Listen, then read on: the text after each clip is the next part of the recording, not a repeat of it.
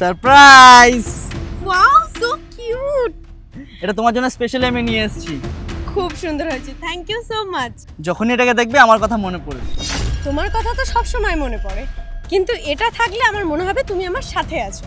ঠিক আছে, by the way, আজকেও কি সেই লেট হবে? আজকে লেট না, মানে আজ আর কাল তো আমি বাইরে ট্যুরে থাকছি। মানে তুমি আর থাকবে না দুদিন? না, আরে বুঝোই তো, অফিসের কাজ, যেতেই হবে। ঠিক আছে, সাবধানে যেও, ঠিক আছে? অসুবিধা নেই। ওকে, টাটা। টাটা।